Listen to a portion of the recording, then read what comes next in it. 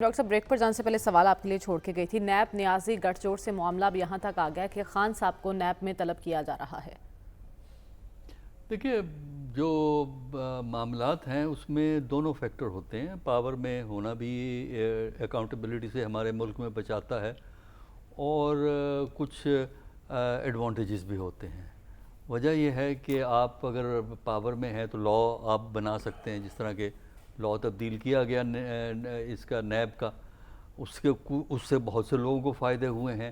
دوسرا یہ ہے کہ اسٹیٹ کے پاس امپلیمنٹیشن کا پروسیس کنٹرول میں ہوتا ہے، اس کا بھی ایک ایڈوانٹیج حکومت کو اور حکومت کے لوگوں کو ہوتا ہے، کیونکہ امپلیمنٹیشن تو حکومت ہی کے ذریعے ہوتی ہے نا، تو پھر وہ اس کا لحاظ کیا جاتا ہے ان چیزوں کا۔ لیکن اس کے ساتھ ساتھ ایک یہ فیکٹ بھی ہے پاکستان کی تاریخ میں کہ ہماری اکاؤنٹیبلٹی سیاسیات سے بہت زیادہ متاثر رہی ہے۔ دیکھیے، پاکستان میں سب سے پہلے پوڈو آیا تھا 1949 میں، دوسرا تھا پروڈو جو اس کے بعد آیا تھا۔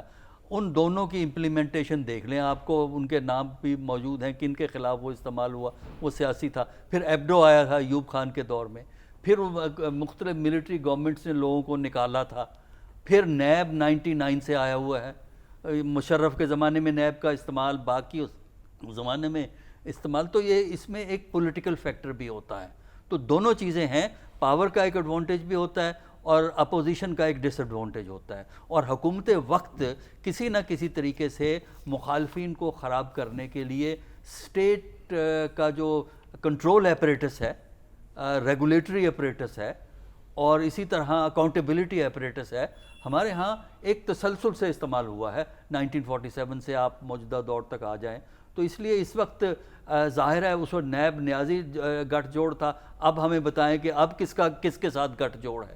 اگر کرائیٹیریا ہے کہ صاحب اقتدار کا گٹھ جوڑ ہوتا ہے، تو اس وقت تو صاحب اقتدار آپ کو پتہ ہے کون ہے، وہ ہو رہا ہے۔ تو یہ ایک افسوس کی بات ہے کہ ہم کرپشن کو نہیں پکڑ پاتے۔